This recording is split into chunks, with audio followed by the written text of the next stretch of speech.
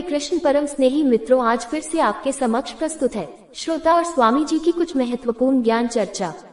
श्रोता प्रणाम। प्रभु जी, जब से सत्संग सुनना शुरू किया है, भक्ति करने का बहुत ही मन होता है, परंतु घर में मैं अकेला ही कमाई करने वाला हूँ। और कुछ संतों के सत्संग में मैंने सुना है कि पैसा आपको आत्मिक खुशी नहीं देगा, तो क्या मैं पैसा कमाना छोड़ दूं और भक्ति में लग जाऊं? स्वामी जी, बात तो सही है, पर खुशी तो पानी भी नहीं देता, तो क्या पानी पीना छोड़ दोगे? नहीं छोड़ सकते ना। बिना पैसा के आप अपना ही कल्याण नहीं कर पाओगे, तो दूसरों का क्या खाक करोगे? इसलिए आचार्य चाणक्य कहते हैं, सुख से मूल धर्म, धर्म से मूल अर्थ। मनुष्य को सुख धर्म से ही मिलता है, परंतु धर्म का काम करने के लिए भी अर्थ बहुत आवश्यक है। इस बात को लेकर पहले मनुष्य स्पष्ट थे, परंतु आजकल बहुत असमंजस हो गया है।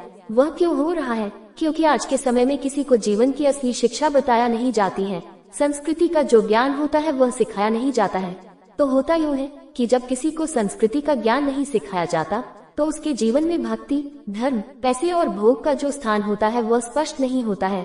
हमें लगता है कि हम या तो भक्ति चुन सकते हैं या पैसा चुन सकते हैं, धन चुन सकते हैं या दौलत चुन सकते हैं, परंतु ऐसा नहीं है। ये कोई एक दूसरे के दुश्मन नहीं है, अपितु धर्म को बनाए रखने के लिए पैसा अति आवश्यक है और पैसे को बनाए रखने के लिए धर्म बहुत आवश्यक है। यदि आपको लक्ष्मी चाहिए और आप लक्ष्मीपति की सेवा नहीं करेंगे, तो लक्ष्मी आपका जीवन बर्बाद ही कर देगी।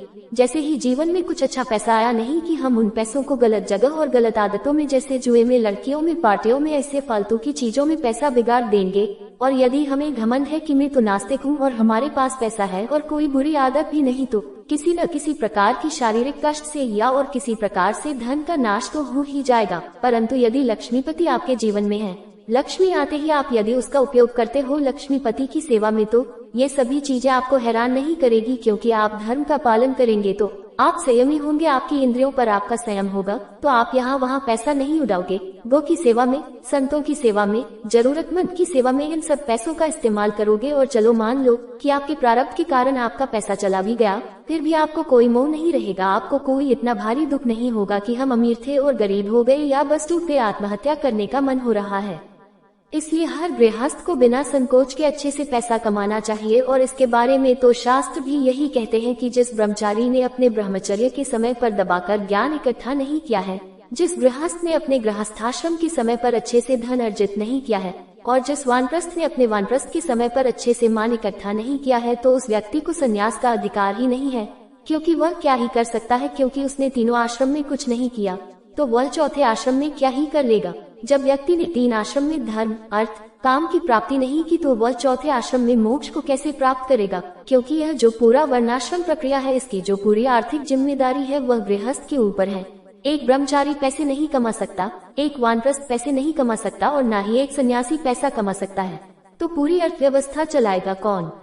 इसलिए हर गृहस्थ को अच्छे से सही रास्ते से खूब पैसा कमाना चाहिए और भर भर के खूब दान करना चाहिए। मंदिरों में, मठों में, गौशालाओं में, आश्रमों में, और जहाँ कहीं भी धर्म का प्रचार प्रसार हो रहा है, उन सभी जगह पर गृहस्थ को दान देना ही चाहिए। और रही बात भक्ति की, तो ऐसा नहीं है कि छोड़ो घर बार चलो हरिद्वार, इसी से भक्ति होती है।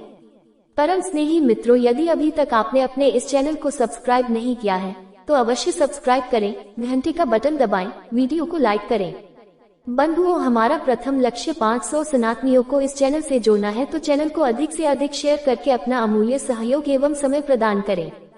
भक्ति का सबसे सरल अर्थ ये होता है कि आप जिस भी वर्ण में हो, जिस भी आश्रम में हो, किसी भी स्थिति में हो, आपको भगवान ने जितना धन दिया है, जितनी दौलत दी है, पत्नी दी है, बच्चे दिए हैं, उन सभी का उपयोग हमें धर्म का प्रचार और प्रभु भक्ति में लगाना है। इसीलिए आचार्य कहते हैं कि जो धर्मयुक्त गृहस्थ है, एक ब्रह्मचारी से कई गुना ज्यादा वह धर्म की सेवा और प्रचार कर सकता है, क्योंकि वह अकेला नहीं है, वह है उसकी पत्नी, उसके बच्चे, उसका परिवार, उसकी संपत्ति, सब कुछ भगवान की सेवा में लगा सकता है।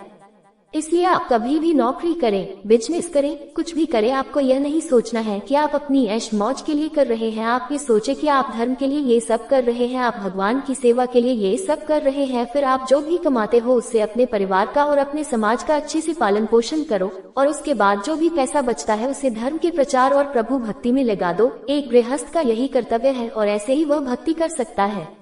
सदा महामंत्र का जप करें, हरे कृष्ण कृष्ण कृष्ण हरे हरे, हरे राम राम राम हरे हरे।